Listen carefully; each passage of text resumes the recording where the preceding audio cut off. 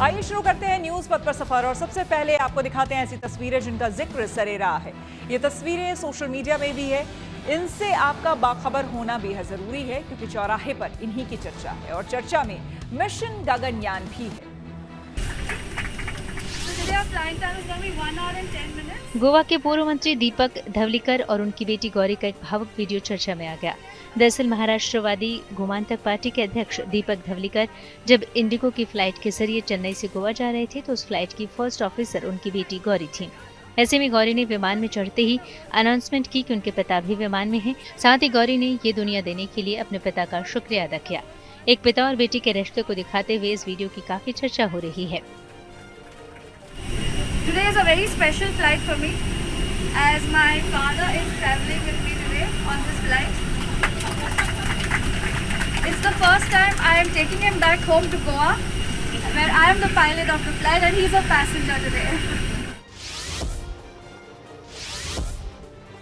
मुंबई के बोरीवली इलाके में एक कलश यात्रा निकाली गई जिसमें बड़ी संख्या में महिलाएं शामिल हुईं। इस कलश यात्रा का मकसद गोमाता की सेवा और उनकी रक्षा के लिए जागरूकता पैदा करना है। वहीं इसी कलश यात्रा में कुछ बच्चे भी अपने हाथों में पोस्टर पकड़े दिखाई दिए जिनमें गौमाता की सेवा, उनकी रक्षा और उनके प्रति प्यार के कई संदेश लिखे हुए थे। इसी आयोजन में जगतगुरु शंकराचार्य स्वामी अभिमुक्तेश्वरानंद सरस्वती भी शामिल हुए। वो भी कोरा केंद्र मैदान में 60 दिन रहेंगे जहां रोजाना विशेष महायज्ञ होगा। इस दौरान कई नामी हस्तियां भी यहां पहुंच सकती हैं।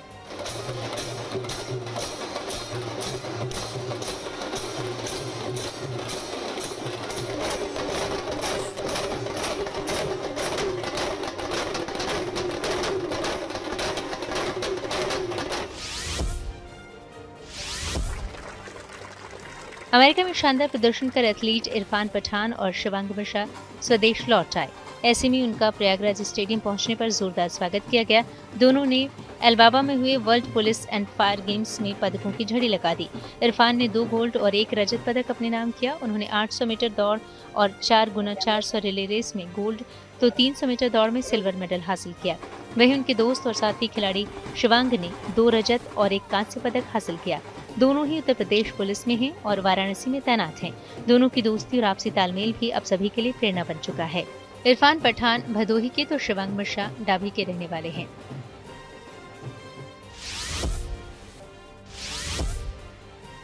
असम के जोरहाट में ब्रह्मपुत्र नदी के किनारे अचानक पहुंचा 150 हाथियों का विशाल झुंड चर्चा में आ गया। ये कोई आम दृश्य नहीं था कि प्रकृति की एक ऐसी झलक थी जो रोज देखने के लिए नहीं मिलती। इस विशाल झुंड में कई नन्हे हाथी भी नजर आए, वो भी नदी किनारे मस्ती करते दिखाई दिए। ये एक दुर्लभ और रोमांचक दृश्य था जिसे आसपास के लोगों ने दूर से निहारा।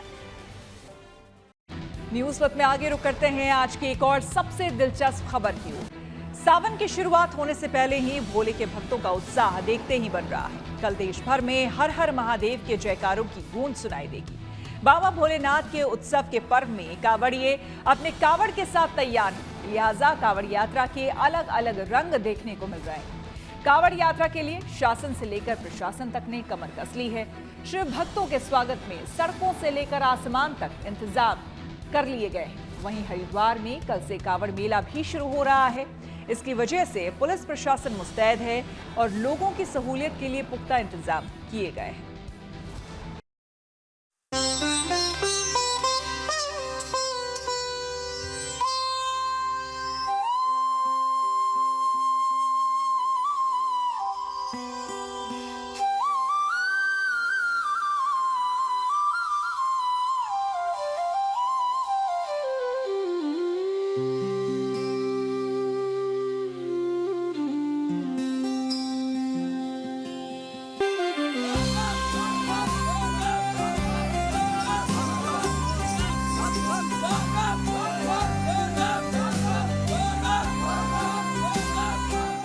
बाबा भोलेनाथ के भक्तों की कांवड़ तैयार है। बाबा भोलेनाथ के जयकारे की गूंज से भक्ति और श्रद्धा का संचार हो रहा है।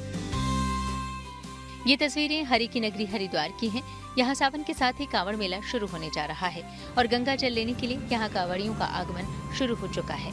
आस्था से ओतप्रोत हर तबके और हर उम्र के लोग इस यात्रा में निकल पड़े हैं। हरिद्वार में और यहाँ तक पहुँचने वाले रास्ते में कांवड़ यात्रा के अलग अलग रंग दिखाई दे रहे हैं। बहुत से कांवड़िए अपनी कांवड़ में गंगा जल लेकर निकल पड़े हैं। हरिद्वार में कांवड़िया हरी कांवड़ लेकर निकला है जो हरियाली और किसानों को समर्पित है। हरियाणा के पानीपत से कांवड़ लेकर निकले सतवीर पूर्व उप प्रधानमंत्री देवीलाल को किसानों का मसीहा मानते हैं और उनके लिए पिछले 20 वर्षों से ये कांवड़ लेकर जा रहे हैं। मैं परम पूजनीय ताऊ देवीलाल जी को अपना भगवान मानता हूँ और आज से नहीं, मैं जन्म से ही, जब से मैंने कुछ जीवन में सीखने को मिला है, मैं जब से ही और आज तक परम पूजनीय ताऊ देवीलाल जी को अपना भगवान मानता हूँ। और सभी शिव जी कावड़ लेकर के आते थे, मैंने भी सोचा कि मैं भी अपने भगवान की कावड़ लेकर के आऊँ।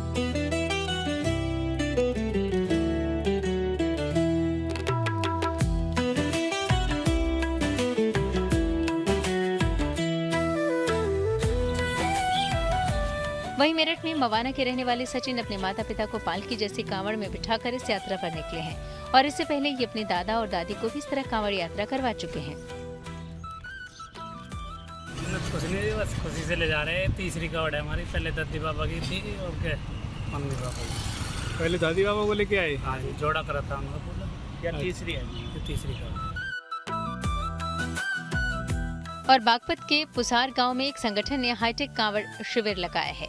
ये शिविर पिछले 21 वर्षों से लगाया जा रहा है, जिसमें कांवड़ियों के लिए एसी रूम, ठंडा पानी, आयुर्वेदिक दवा और भोजन जैसी तमाम सुविधाएं उपलब्ध हैं। यही नहीं, गंगा जल गिरने या कांवड़ टूटने पर उसके लिए भी वैकल्पिक व्यवस्था की गई है। देश भर में तमाम कांवड़िये पवित्र गंगा जल लेने के लिए हरिद्वार निकल पड़े हैं और ये सिलसिला पूरे सावन महीने तक चलता रहेगा। हालांकि अगले करीब 2 हफ्ते तक हरिद्वार में कांवड़ियों की गहमागहमी ज्यादा रहने वाली है, लिहाजा प्रशासन ने हर तरह से पुख्ता इंतजाम की तैयारी की है ताकि किसी को कोई दिक्कत न हो। हमारे जो पार्किंग स्पेसेस हैं, ट्रैफिक मैनेजमेंट है, सिक्योरिटी प्लान है, उसके बारे में हम लोग ने अपनी इंटरनल टीम्स ने काम कर लिया है। अभी कुछ जो चीज़ें बची हैं, जैसे कहीं पानी की लाइंस का है, कुछ जगह लाइट्स हैं, कुछ टॉयलेट्स अभी और लगने हैं, तो उसको हम लोग लगातार काम कर रहे हैं। जैसे जैसे भीड़ और बढ़ती जाएगी, हम सुविधाओं को और इंक्रीज करेंगे। कांवड़ियों और आम लोगों को आने जाने में दिक्कत न हो, इसके लिए 11 जुलाई से लेकर 17 जुलाई तक और 17 जुलाई के बाद दूसरे चरण के लिए खास रूट डाइवर्जन प्लान बनाया गया है। 11 तारीख से जब मेले का विधिवत आरंभ होगा तो हमारी नहर पटरी, क्योंकि वो महत्वपूर्ण एक जो यहाँ से कांवड़ निकलती है उसके लिए एक महत्वपूर्ण रास्ता है जहाँ से लोग जाते हैं, उसको विधिवत रूप से चलाया जाएगा। इसके लिए जो नहर पटरी में आवश्यक जो इंतजाम हैं वो पूरे कर लिए गए हैं और इसमें सैनिटेशन का अरेंजमेंट्स हो या नाइट का हो या शिविरों का निर्माण है, वो भी लगभग अंतिम तौर पर चल रहे हैं। जिला प्रशासन और पुलिस ने पूरे मेला क्षेत्र को 16 सुपर जोन, 38 जोन और 134 सेक्टरों में बांटा है। मेला क्षेत्र में 347 से अधिक सीसीटीवी कैमरों और 8 ड्रोन से नजर रखी जाएगी। मेला क्षेत्र में एटीएस की 2 टीमें तैनात रहेंगी। वहीं सीएपीएफ की 8 कंपनी, पीएसी की 9 कंपनी भी सुरक्षा संभालेंगी। मेला क्षेत्र से करीब 1,500 से अधिक सिविल पुलिस बल भी तैनात रहेगा। वहीं यूपी के मुजफ्फरनगर में भी पुलिस प्रशासन कांवड़ यात्रा को लेकर लगातार मुस्तैद है। कांवड़ियों को रास्ते में किसी तरह की परेशानी से न गुजरना पड़े, इसके लिए पूरी तैयारी की गई है। जनपद मुजफ्फरनगर ने जो पुलिस है उसमें भी इस प्रकार से डिप्लॉयमेंट किया जाएगा सभी कांवड़ शिविरों पे कि वहाँ पे किसी प्रकार के इस तरह कोई गैंग जो है वो सक्रिय होकर और इस तरह की घटनाएं ना कर सके। इसके लिए वहाँ सीसीटीवी कैमरे भी लगाए गए हैं और इसके अतिरिक्त पुलिस बल भी तैनात किया जाएगा। लखनऊ में कांवड़ यात्रा की तैयारी पूरी हो गई है। डीजीपी मुख्यालय से यात्रा की निगरानी होगी। इसके लिए ड्रोन, कैमरे और सोशल मीडिया पर विशेष टीम तैनात की गई है। शुक्रवार से शुरू होने जा रही कांवड़ यात्रा को लेकर उत्तर प्रदेश पुलिस ने सुरक्षा के व्यापक इंतजाम किए हैं। सुरक्षा में किसी भी तरीके की कमी न रहे, इसके लिए डीजीपी राजीव कृष्ण ने निर्देश जारी कर दिए हैं। पूरी कांवड़ यात्रा पर सीसीटीवी और ड्रोन कैमरों के जरिए निगरानी रखी जाएगी। 29,000 से ज्यादा सीसीटीवी कैमरे और 400 से अधिक ड्रोन कैमरों के जरिए पूरी कांवड़ यात्रा पर अफसरों की नजर होगी और ये सीसीटीवी और ड्रोन कैमरे की फीड न सिर्फ जोनल और जिला मुख्यालय पर बल्कि लखनऊ स्थित मुख्यालय पर रियल टाइम पर अफसर देखेंगे कि कहां पर कांवड़ यात्रा में किस तरीके से संचालन हो रहा है। वैसे तो कांवड़ यात्रा को लेकर हर साल व्यवस्था लगभग पूरे देश में ही होती रही है, लेकिन दिल्ली समेत राजस्थान, हरियाणा और मध्य प्रदेश से आने वाले कांवड़ियों को हरिद्वार और गढ़गंगा तक जाने के लिए राजधानी दिल्ली में भी व्यवस्था की गई है। व्यवस्था की बात करूं तो आप देख सकते हैं कि किस तरीके से ये सबसे ज़्यादा महत्वपूर्ण पड़ाव माना जाता है और यहाँ पर जो जगह जो है शिविर बनाए जा रहे हैं ताकि महिलाओं के लिए थोड़ा एक अलग से जगह उनको मिल सके और साथ ही साथ पुरुषों के लिए जो जितने भी कावड़ लेकर आ रहे हैं उनके लिए जगह जो है वो अलग से बन सके। तो दोनों ही तरफ जो है तैयारियां चल रही है। मॉनसून का समय है तो बारिश से बचने के लिए, धूप से बचने के लिए शिविर के ऊपर तिरपाल जो है वो लगाए जा रहे हैं ताकि किसी तरीके की दिक्कत कावड़ यात्रियों को इस बार ना उठानी पड़े। माना जा रहा है कि लगभग 2.5 करोड़ कांवड़िए दिल्ली से हरिद्वार या गढ़गंगा के लिए निकलेंगे। ऐसे में उनका स्वागत करने के लिए व्यवस्थाओं को अंतिम रूप दिया जा रहा है। इस बार कांवड़ यात्रा 11 जुलाई से शुरू होकर 23 जुलाई यानी सावन की शिवरात्रि तक चलेगी। जाहिर है दिल्ली से हरिद्वार तक हर इलाके में कांवड़ियों की सहूलियत और सुरक्षा पर प्रशासन की कड़ी नजर है। मुजफ्फरनगर से संदीप सैनी और हरिद्वार से मुदित अग्रवाल के साथ दिल्ली से Manisha Ladda, good news today. Delhi के सभी सरकारी स्कूलों में एक अंग्रेजी माध्यम का सेक्शन अनिवार्य। आइए सीधे आपको लिए चलते हैं न्यूज एक्सप्रेसवे पर, जहां देश भर की कुछ और जरूरी खबरें कर रही हैं आपका इंतजार।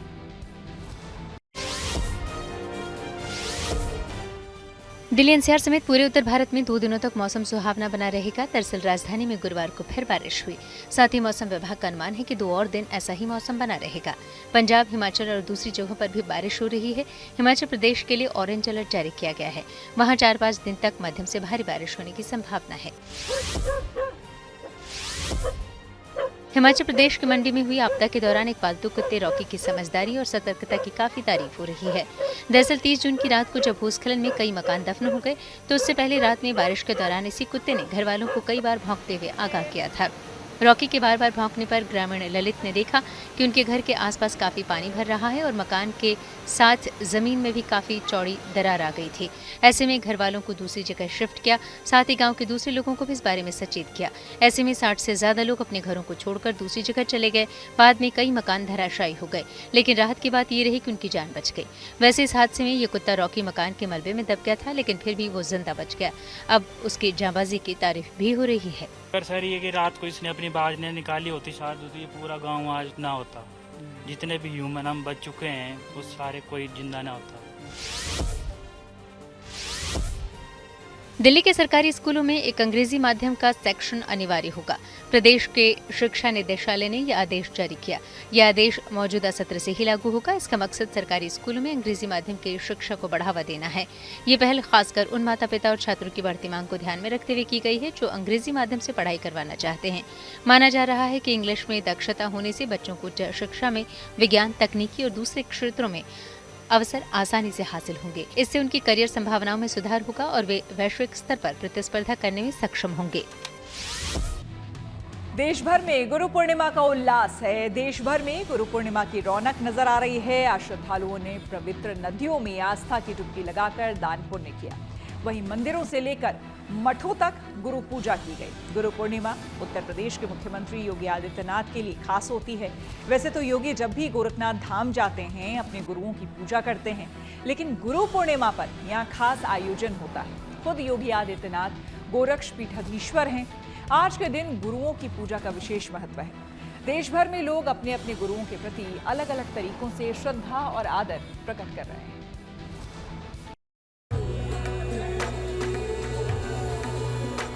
गुरु पूर्णिमा और आषाढ़ पूर्णिमा के पावन अवसर पर देश के कोने कोने में श्रद्धालुओं ने गंगा, यमुना, सरयू, गोदावरी और दूसरी नदियों में आस्था की डुबकी लगाई। हरिद्वार हो या प्रयागराज या फिर प्रभु श्री राम की नगरी अयोध्या हो या बाबा भोलेनाथ की नगरी काशी, हर जगह पवित्र नदियों के घाटों पर स्नान दान के लिए भक्तों का तांता लगा नजर आया। गुरु पूर्णिमा का दिन बड़ा पावन है। आज बेहद खास तिथि है। आज आषाढ़ पूर्णिमा है और इस अवसर पर देश भर में गुरु पूर्णिमा का पर्व पारंपरिक हर्षोल्लास, श्रद्धा और आस्था के साथ मनाया जा रहा है। तमाम मंदिरों में, मठों में और पूजा स्थलों पर गुरु पूर्णिमा की रौनक देखते ही बन रही है। मान्यता है कि आषाढ़ पूर्णिमा के पावन अवसर पर गंगा और पवित्र नदियों में स्नान करने से सारे पाप नष्ट हो जाते हैं, जीवन में सुख, समृद्धि और खुशहाली आती है।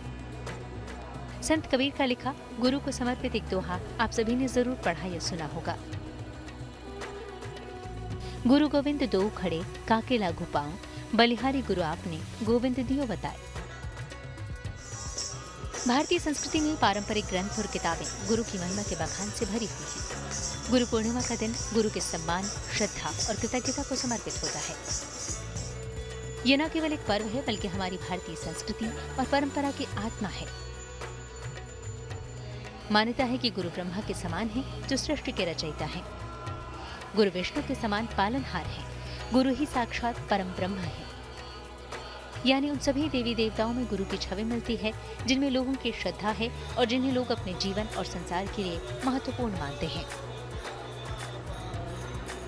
गुरु ही वो माध्यम है जो भगवान तक पहुंचने का, अध्यात्म में सफल होने का और अपने मोक्ष मार्ग को प्रशस्त करने का एक माध्यम है। इसलिए भगवान ने भी स्वयं गुरु को अपने से बढ़ करके और उपाधि दी है, महत्व दिया है। गोरखपुर के गोरखनाथ मंदिर के महंत और उत्तर प्रदेश के मुख्यमंत्री योगी आदित्यनाथ ने भी गुरु पूर्णिमा मनाई। उन्होंने गोरखनाथ मंदिर में विधि विधान से नाथ पंथ के अपने गुरुओं की पूजा की।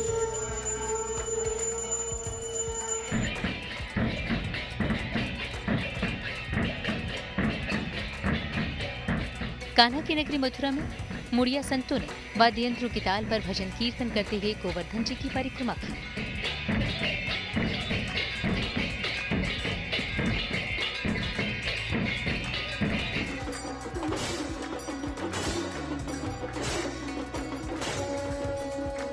उज्जैन के महाकालेश्वर मंदिर की, जहां गुरु पूर्णिमा के इस पावन अवसर पर महाकाल की दिव्य आरती हुई।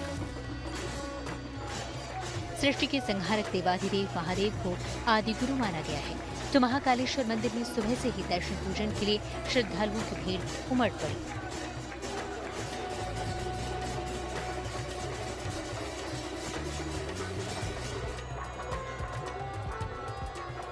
इस बीच वाराणसी यानी काशी में भी मठों और मंदिरों में गुरु पूर्णिमा के पावन पर्व की रौनक दिखी।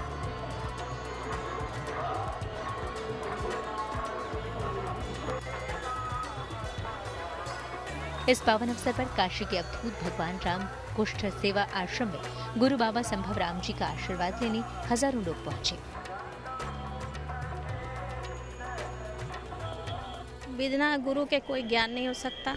भगवान राम के भी गुरु थे जिनके उस पर वो चलते थे, और हम लोग बहुत बचपन से, हमारे माँ बाप भी यहीं से जुड़े हुए हैं, कई पीढ़ियों से हम लोग हैं। अब हम तीसरे पुस्त में आए हैं, अब मेरे बच्चे भी इसी संस्था से जुड़े हुए हैं।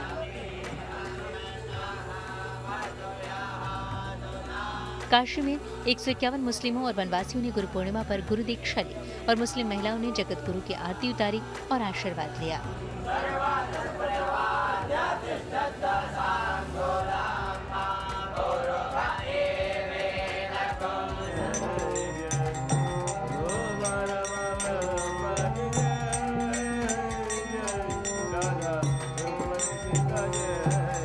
दिल्ली के एक मंदिर में इस अवसर पर गुरु के पादुका पूजन की भी तस्वीरें आई।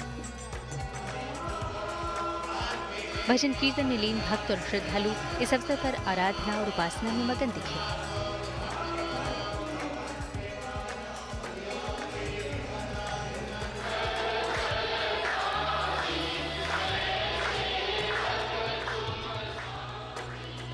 वहीं शिरडी में साईं बाबा के दरबार में भी गुरु पूर्णिमा का उत्सव धूमधाम से मनाया जा रहा है।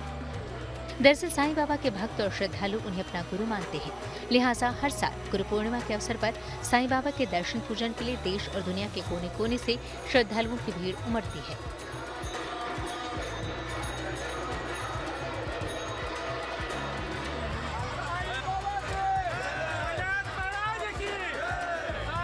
बिहार के दानापुर मनेर इलाके में भी इस अवसर पर साईं बाबा के भव्य पालकी शोभा यात्रा निकाली गई। गाजे बाजे के साथ इस शोभा यात्रा में बड़ी संख्या में श्रद्धालु शामिल हुए। सभी भक्त साईं बाबा की झांकी के दर्शन कर भाव विभोर नजर आए।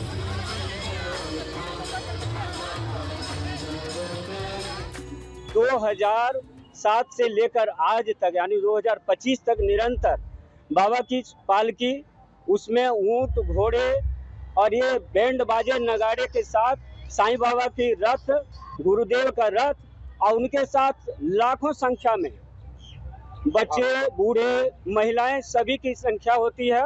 और ये कहें तो पूरे प्रशासनिक और पूरे दानापुर से लेकर पाटलिपुत्रा तक के जितने भी बाबा के साथ जो भी भक्त हैं वो यहाँ पे मौजूद होते हैं। कुछ ऐसा ही दिव्य नजारा आंध्र प्रदेश के पुट्टपर्थी में भी देखा। यहाँ गुरु पूर्णिमा के अवसर पर धर्मगुरु सत्य साईं बाबा की उपासना के लिए श्रद्धालुओं का तांता लगा रहा। केंद्रीय कृषि मंत्री शिवराज सिंह चौहान भी सत्य साईं बाबा के दर्शन के लिए पहुंचे और अपने श्रद्धा सुमन अर्पित किए। गुरु पूर्णिमा के पावन अवसर पर लोग अपने गुरुओं को याद कर रहे हैं, उनकी पूजा कर रहे हैं, उनके चरणों में वंदन और नमन कर रहे हैं, क्योंकि शास्त्रों, पुराणों और धर्म ग्रंथों में गुरु की महिमा का जो बखान किया गया है वो गुरु को ज्ञान देने वाला और अंधकार में राह दिखाने वाला बताया गया है। यही वजह है कि हर व्यक्ति के जीवन में गुरु का खास महत्व है, क्योंकि गुरु ही हैं जो व्यक्ति को जीवन में सही दिशा और राह दिखाते हैं। इसलिए तो कहा जाता है कि गुरु की महिमा अपरंपार। वाराणसी से रोशन जायसवाल और शिरडी से नितिन मिराणे के साथ दानापुर से Manoj Kumar Singh, good news today.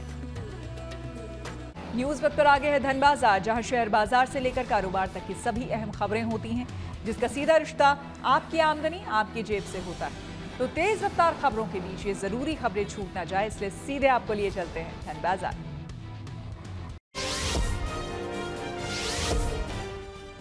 गुरुवार को शेयर बाजार में गिरावट देखने को मिली। सेंसेक्स 346 अंक लुढ़ककर 83,190 पर बंद हुआ। वहीं निफ्टी भी 121 अंक फिसला, ये गिरकर 25,355 पर आ गया। सोने की कीमतों में तेजी आई। गुरुवार को सोना 250 रुपए महंगा हुआ। इसके साथ ही दिल्ली सर्राफा बाजार में 10 ग्राम सोने की कीमत बढ़कर 98,670 रुपए हो गई। हालांकि चांदी की कीमतों में कोई बदलाव नहीं आया। 1 किलो चांदी की कीमत 1,04,000 रुपए पर स्थिर है। डॉलर के मुकाबले रुपए को मजबूती मिली। गुरुवार को रुपया 4 पैसे ऊपर चढ़ा। इस तरह 1 डॉलर के मुकाबले रुपए की कीमत 85 रुपए 69 पैसे हो गई।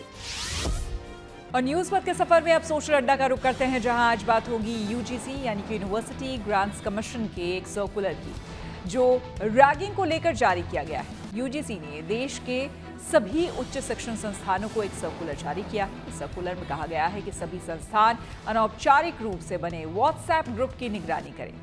यूजीसी के मुताबिक आजकल कई सीनियर्स केवल सामने से ही यूजर्स को परेशान नहीं करते, बल्कि सोशल मीडिया प्लेटफॉर्म के जरिए भी उन्हें सताते हैं। इसके लिए सीनियर्स अनौपचारिक व्हाट्सएप ग्रुप बनाते हैं और वहां यूजर्स को, जो जूनियर्स हैं, उनको मानसिक रूप से परेशान करते हैं। ऐसे में अब व्हाट्सएप पर जूनियर्स को मानसिक रूप से प्रताड़ित करना भी रैगिंग के दायरे में लाया जाएगा। ऐसे मामलों में भी रैगिंग विरोधी एक्ट के तहत सीनियर छात्रों पर सख्त कार्रवाई होगी और साथ ही संस्थानों पर भी एक्शन होगा।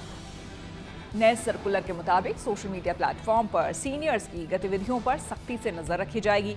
सीनियर्स अगर जूनियर्स को सोशल बॉयकॉट की धमकी देते हैं तो इसे रैगिंग माना जाएगा। सीनियर्स का जूनियर्स को देर रात तक जगाना या अपमानजनक व्यवहार करना अपराध माना जाएगा। इसके साथ ही जातिगत या क्षेत्रीय टिप्पणियों का इस्तेमाल करना भी अब रैगिंग की कैटेगरी में गिना जाएगा।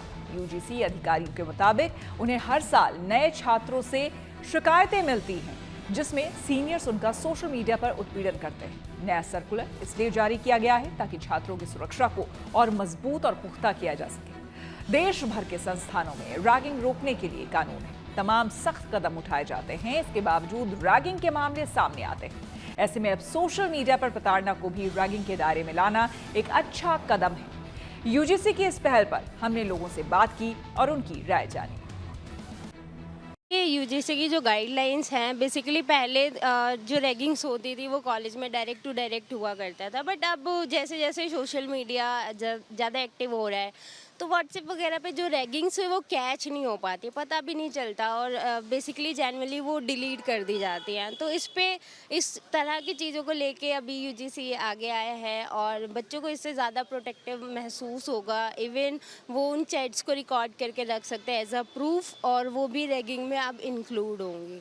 तो बच्चे पहले बोल नहीं पाते थे, अब उनके पास इनफ प्रूफ होगा, वो शो कर सकते हैं पेरेंट्स को और एजेंसीज़ को।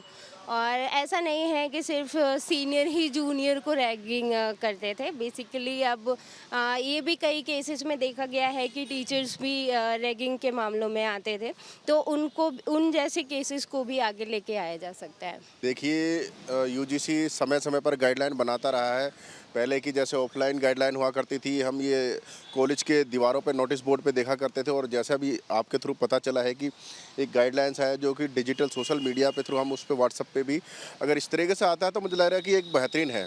ऐसा होना चाहिए क्योंकि अब जो ज़माना बदल रहा है ऑफलाइन से ऑनलाइन, अब ये सोशल मीडिया भी एक प्रभावी तरीका हो गया, माध्यम हो गया कि स्टूडेंट से कनेक्ट होने का।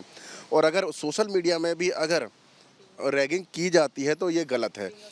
और बेंगे फैकल्टी मुझे लगता है कि खासकर ऐसा भी सोशल मीडिया की, अब जैसे मैंने कि बताया कि अब सोशल मीडिया बहुत बड़ा आज के समय में जोड़ने का बहुत बड़ा माध्यम हो गया। अगर किसी भी तरीके से प्रताड़ित ना हो, चाहे ऑफलाइन चाहे ऑनलाइन, तो ये पूरी तरह से मतलब मुझे लगता है कि ये कंट्रोल करने का बहुत सही माध्यम है। और मुझे लगता है यूजीसी को बहुत पहले लाना चाहिए था, बहुत देर कर दी, लेकिन अगर लेके आए हैं तो यूजीसी का एक स्वागत है। मुझे लगता है यूजीसी ने अगर ऐसी गाइडलाइन चलाई है कि रैगिंग नहीं होनी चाहिए तो बेहद प्रशंसनीय है, उसकी प्रशंसा होनी चाहिए।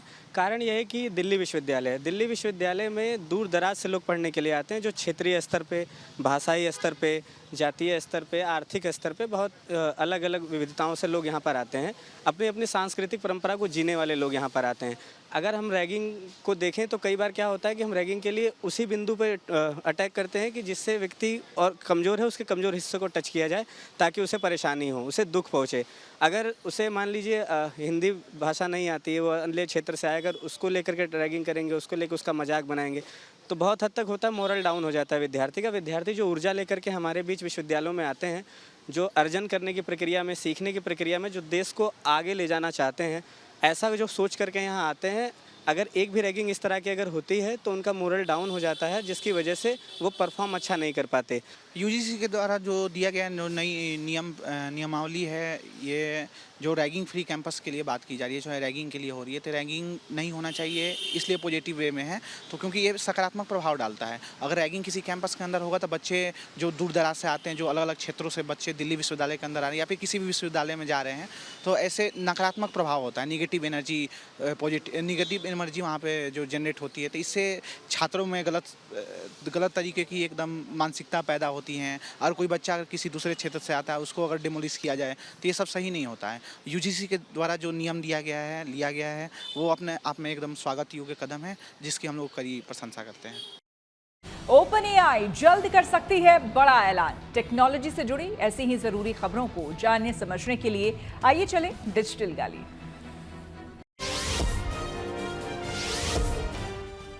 सैमसंग ने अपने यूजर्स को कुछ तोहफे दिए। दरअसल उसने 3 नए स्मार्टफोन लॉन्च किए, जिनमें 2 फोल्ड और 1 फ्लिप शामिल है। इनके नाम Galaxy Z Fold 7, Galaxy Z Flip 7 और Galaxy Z Flip 7 FE शामिल हैं। ये सभी स्मार्टफोन Galaxy Unpacked 2025 इवेंट में पेश किए गए और इनकी प्री बुकिंग भी शुरू कर दी गई है। इन स्मार्टफोन में सबसे सस्ता Galaxy Z Flip 7 FE है, जिसकी शुरुआती कीमत करीब 90,000 रुपए है। वहीं सबसे महंगा Galaxy Z Fold 7 है, इसकी कीमत करीब 2.25 लाख रुपए रखी गई है। इसी के साथ न्यूज पथ में मेरे यानी कि श्वेता झा के साथ फिलहाल इतना ही। देश दुनिया की तमाम पॉजिटिव खबरों के लिए आप देखते रहिए गुड न्यूज टुडे।